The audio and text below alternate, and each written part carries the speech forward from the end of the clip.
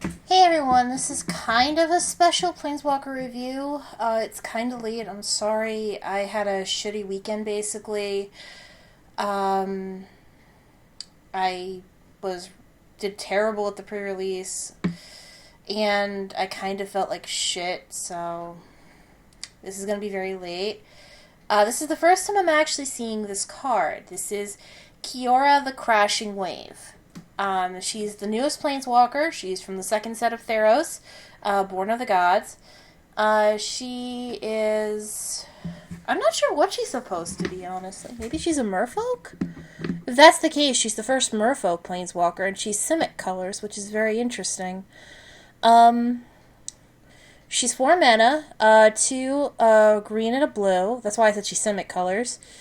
I should point out that I don't think there's ever been a blue-green Planeswalker before, so this is fairly unique. Um, she has 2 loyalty, so very low loyalty.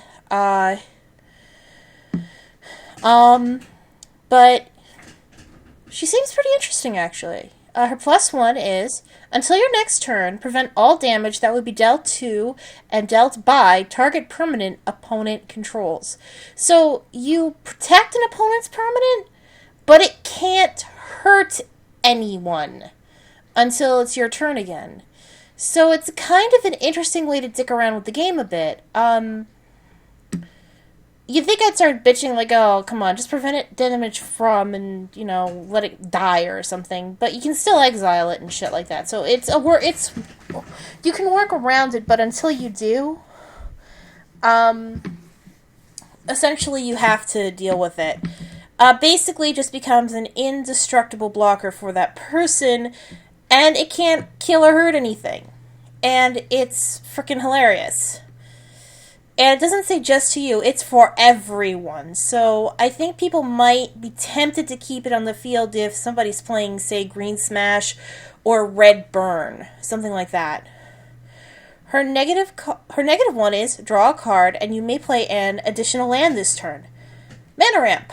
This is very good. I would actually be very tempted to keep her on the field even after her nuke, just because of the second ability. And the first one's fun, too. I'm a very political player, so something like that, having the bribery kind of like that appeals to me. Like, I could keep that thing from hurting all of us. Really? Yeah, I have Kiora out. Is it Kiora? Kiora? At least it's not ambiguous like the Nightmare one. Ugh. I may have to do another special. I may have to redo the special on the gods and stuff like that too. And think of that as something after the Planeswalkers. Anyway, her nuclear is you get the emblem. Again, this is an emblem. At the beginning of your end step, put a 9/9 blue kraken creature token onto the battlefield. Oh boy. All that thing needs is flying or unblockable, and your friends are going to want her dead. And it's 5. But she gains very slowly, so. Which I think I know why. That's a little broken otherwise, thinking on it. And if she doesn't get the new. This is something I've noticed with Planeswalkers, except for Sarkhan the Mad.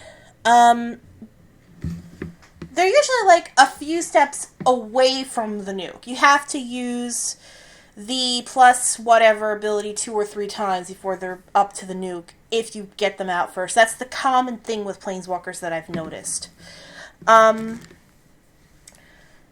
She's the only Planeswalker, so I'm not going to be doing like 3 Planeswalkers in a row. I'm a little disappointed in that. I was hoping they'd have like another one on top of that, but this one's pretty good.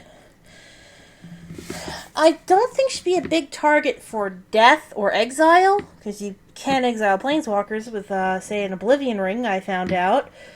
Again, I'm not a professional player, so. However, people are going to be hitting her to keep her from getting her nuke off. I think the only person that would be targeting her is whoever has the permanent you are essentially neutering, even though you're also keeping it alive for them, so they're a blocker. So you may want to protect her just enough so you can use her in -1 if you're really desperate for mana or something, or desperate for cards.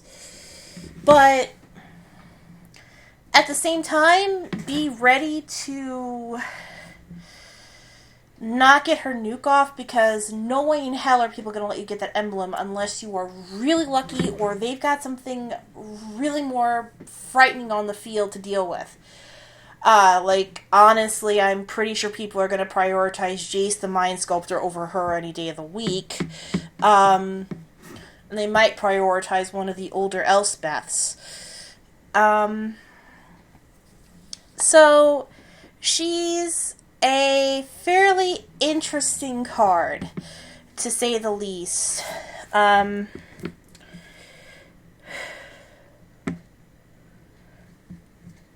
And I'm guessing she's a merfolk, that or she's part kraken. I mean, there is the tentacle in the background of the art.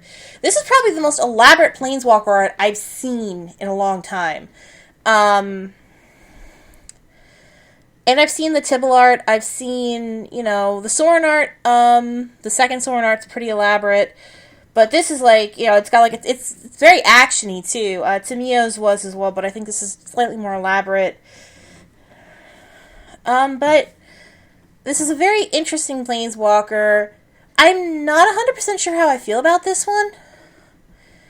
And also I've had my friends point out actual legitimate uses for Ral, by the way. I still hate his guts, and I still think he's an utterly useless planeswalker. But I've even told my friends, I have seen more useless, and one of my friends tried to defend Nissa, and I said, dude, she's way too fucking specialized. And they tried to defend her all of them were no. No, sorry, dude. I apologize for rambling, but, I kind of need to get this out now. No.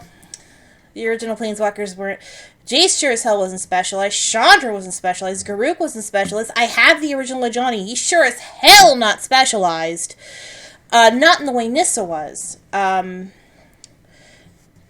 I think she's the only creature-oriented, one type of creature, and it has to be in that deck, oriented Planeswalker. And I really hope they make a new Nissa where she's slightly better, because elf orientation versus specific card orientation, she needs a better card.